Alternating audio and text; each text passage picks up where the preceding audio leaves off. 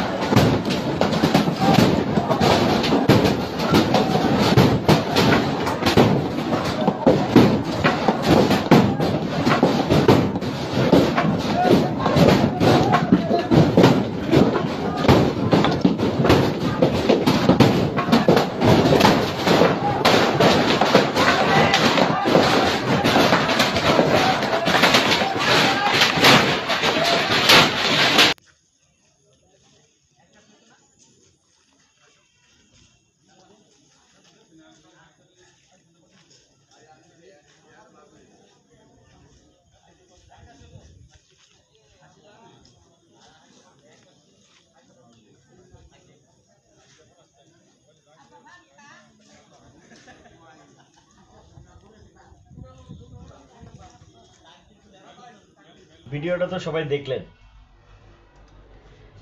তা এখন কিছু কথা এই ব্যাপার না বললেই নয়। এই যে এইভাবে গণহারে মাজার ভাঙা হচ্ছে বা ভাঙছে, এগুলো কি প্রশাসন দেখে না?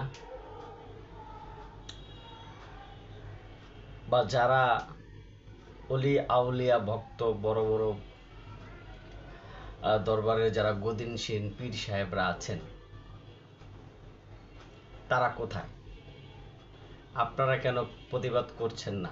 আপনারা কেন বড় বড় মিছিল নিয়ে বেরোচ্ছেন? আপনারা বের হলেই তো, আপনারা নেতৃত্ব দিলে তো আমরা আপনাদের পিছনে পিছনে বের হতে পারি। যারা এই কাজগুলো করছেন, আচ্ছা আপনারা কি জানেন যে এই ইসলাম ধর্মের পেছনে বা এই ইসলাম ধর্ম প্রচার হওয়ার ক্ষেত্রে বিশেষ করে বাংলাদেশের কাদের অবদান আছে?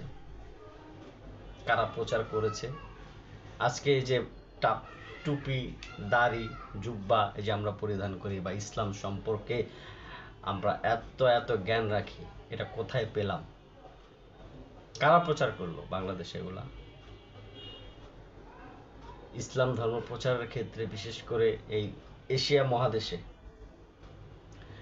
এশিয়ার এই যে রাষ্ট্রগুলো, এগুলোতে তো ইসলাম প্রচার করেছে যারা ওলিয়া উলিয়া, দরবেশ, সাধু, তারা করেছে। আদারওয়াইজ আর কেউ তো ইসলাম ধর্ম প্রচার করে নাই বা তাদের তো কোনো অবদান নেই। আর আজকে সেই পীর আউলিয়াদের মাজারেই হামলা হচ্ছে, মানে এমন ভাবে হামলা হচ্ছে, এগুলো আসলে বলার মতো না। এগুলো আমরা খুব ব্যথিত, আমরা অনুতপ্ত। আমাদের মুখের ভাষা নাই বলার যে কিভাবে আমরা এই দুঃখটা প্রকাশ করব। আপনারা যারা এই কাজগুলো করতেছেন, তারা কাজ ভালো করতেছেন না। আপনি যদি মাজার পছন্দ না করেন, বাউল গান পছন্দ না করেন, এটা একমাত্র আপনার ব্যক্তিগত বিষয়। কিন্তু তাই বলে আপনি আরেকজনের ব্যক্তিগত ব্যাপারে বা পছন্দ অপছন্দের উপর আপনি তো হস্তক্ষেপ করতে পারেন না। আমি মাজারে যাই, আমার মাজারে ভালো লাগে, গান বাজনা শুনতে আমার ভালো লাগে, আপনি পছন্দ করেন না, ঠিক আছে। আবার আপনি যেটা করেন এটা আমারও তো পছন্দ হওয়ার কথা না, বা নাও হতে পারে। আমি কিন্তু আমার চাওয়া পাওয়াটা, আমার পছন্দটা আপনার উপরে চাপিয়ে দিচ্ছি, আপনি কিন্তু দিচ্ছেন। ভাই, ফিরে আসেন। এভাবে গণহারে মাজার যারা ভাঙতেছেন বা মন চিন্তা ভাবনা করতেছেন সামনে আরো ভাঙবেন, আপনাদের কিন্তু পরিণতি খুব করুণ হবে।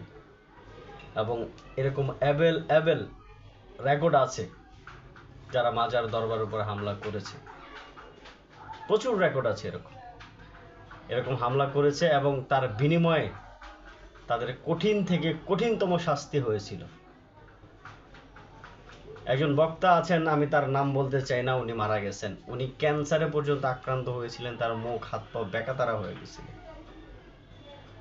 এই বিভিন্ন ওলিয়া উলিয়াদের নিয়ে বাজে মন্তব্য। আপনারা যারা মাজার দরবার ভাঙতেছেন, আপনারা আর কিছু চোখে দেখেন না ভাই, আর কোথাও খারাপ কাজ হয় না, আবাসিক হোটেলে হয় না, ওই জায়গায় যেতে পারেন না, ওখানে গিয়ে আগুন ধরাই দিতে পারেন না, ভাঙা দিতে পারেন না, বা যে বিভিন্ন জায়গায় ছবি সিনেমা হল এগুলা এখানে যেতে পারেন না, এগুলো ভেঙে দিতে পারেন না কেন? ওইখানে কি মানে ওইখানে আপনাদের হ্যাডাম নাই? দরবার আলা করে কি নরম পাইছেন? এগুলা করেন না। বিভিন্ন বোটানিক্যাল গার্ডেনে আজে বাজে কাজ হচ্ছে, হলের মধ্যে হচ্ছে। আর একটা কথা বলি, মাদ্রাসায় হচ্ছে, এগুলো আমরা দেখতেছি, টিভি পেপার পত্রিকাতে পড়তেছি, ছোট ছোট বাচ্চাদেরকে মসজিদের হুজুর থেকে প্রিন্সিপাল পর্যন্ত এইসব আজে বাজে কাজ করতেছে। কই আপনাদেরকে তো দেখলাম না একটা দিন আপনারা কোনো একটা প্রতিবাদ করছেন বা কোনো একটা প্রেস রিলিজ কোনো মিডিয়াতে পাঠাইছেন বা একটা সমাবেশ করছেন, কই আপনারা তো এই ব্যাপারে চুপ।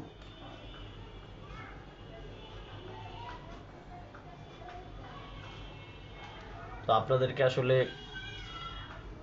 হাত জোর করে করজোরে বলবো, অলিয়া উলিয়াদের মাজার দরবারে হাত দিবেন না বা হাত দেওয়ার চিন্তাও করবেন না, তাহলে ধ্বংস হয়ে যাবেন। শুধু আপনি না, আপনার ফ্যামিলি সহ ধ্বংস হয়ে যাবে।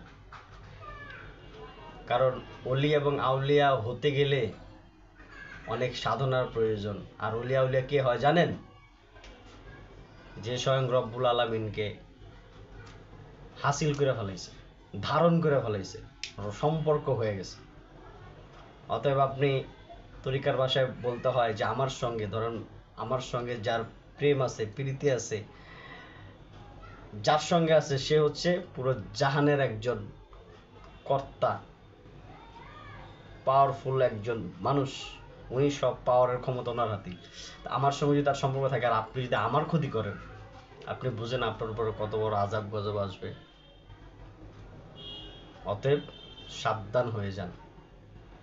আপনার ভাল লাগে না, আপনি মাজারে যায়েন না, আপনি গান শুনেন না, আপনার যে চিন্তা ভাবনা মত দর্শন আছে, আপনি পারলে বসে বুঝের মাধ্যমে আলোচনা করে যদি আপনার লাইনে নিতে পারেন, আলহামদুলিল্লাহ, ভালো। আমি পারলে আপনারা আমার লাইনে আনো, কিন্তু তাই বলে আরেকজনের মানে বিশ্বাসের মধ্যে আমি আঘাত করবো কেন, বা ওইখানে কেন আমি ভাঙচুর করতে যাব?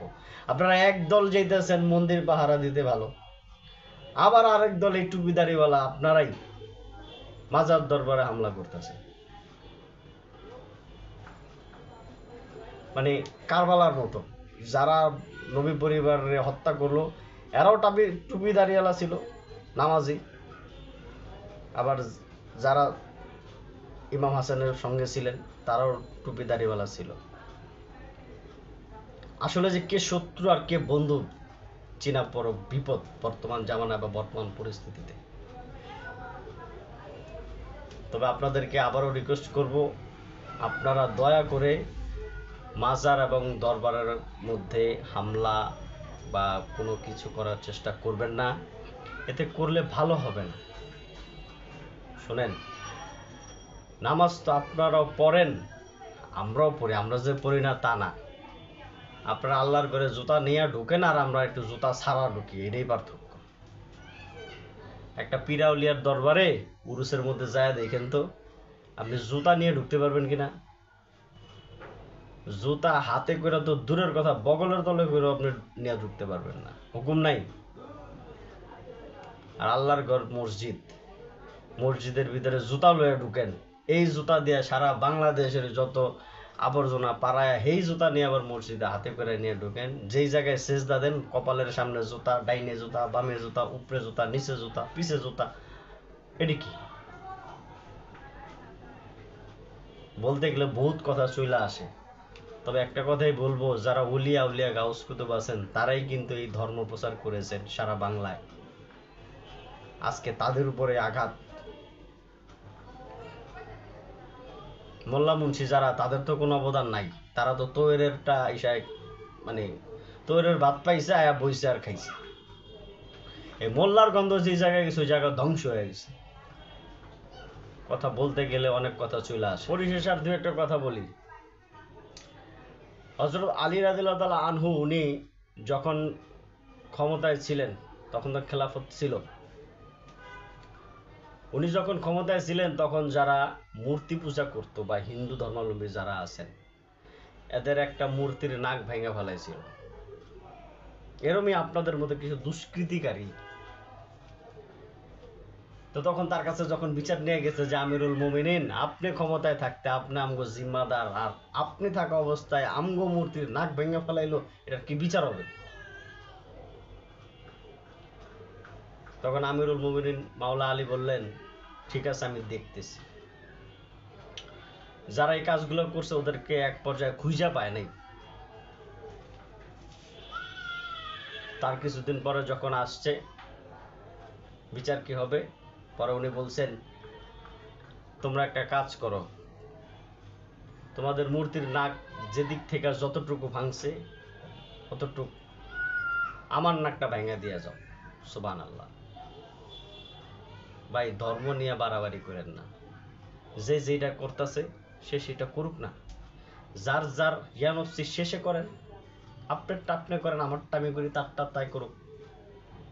আমার জবাব তো আপনি দিবেন না, তা আমার লেগে আপনারা তো মাথা ব্যথা, আপনারটাও তো আমি জবাব দেবো না, আপনারটা তো আমরা বলতে চাই না, তা আপনি কেন আমাদেরটা বলেনও আবার গিয়ে ভাঙচুরও করেন? আজ পর্যন্ত বলতে পারবেন যে কোনো একটা মাজারপন্থী মানুষ গিয়ে মসজিদে হামলা করছে, কোনো মাদ্রাসায় হামলা করছে, মাদ্রাসায় জ্বালায় দিছে, বা একটা থাপ্পড় দিছে একটা কোনো মোল্লা মুন্সি হুজুর রে? দেয়নি। আমরা সম্মান করি। তা আপনারা কি করতেছেন এগুলা? আপনারা তো আরো নিজেদের মানিজ্যত নষ্ট করতেছেন। জিহাদ খালি আইসা মাজারের মধ্যে দেখান, দরবারের মধ্যে দেখান, একেবারে মানে ভাঙতে পারলে জিহাদ হয়ে গেছে। যা দেখান না সিনেমা হলে, যা দেখান পারলে ওই যে ইয়েতে, ওই সিনেমা হলে দেখান, ওই আবাসিক হোটেলগুলোতে দেখান, যেখানে দুর্নীতি ঘুষ হইতেছে, ঘুষ খাইতেছে, ওখানে দেখান। যত চোর বাটপার সিটার মসজিদে ঢুকতেছে, সুদ খায় ঘুষ খায় সকলকর মসজিদে ঢুকলে মসজিদ বলে নাপাক হয় না, আর একটা বিলাই কুত্তা গিয়া হুইলে ঢুকলে ঘুমাইলে নাপাক হয়ে জায়গা। এগুলো কি শিখছেন? এগুলো কি ধর্ম শিখছেন? আপনার কোনো জ্ঞান আছে? নিজে পড়েন, নিজে আগে বুঝেন। কে কি কইলো ওগুলি শুইনা বিশ্বাস করেন না, কারো মতবাদ শুইনা আন্দাজি ফাল পাইরেন না। নিজে ভালো হন, তাহলে জগতও ভালো হইব। আপনার এবং আপনাদের সবার মঙ্গল কামনা করি। সবাই ভালো থাকবেন। জয় গুরু।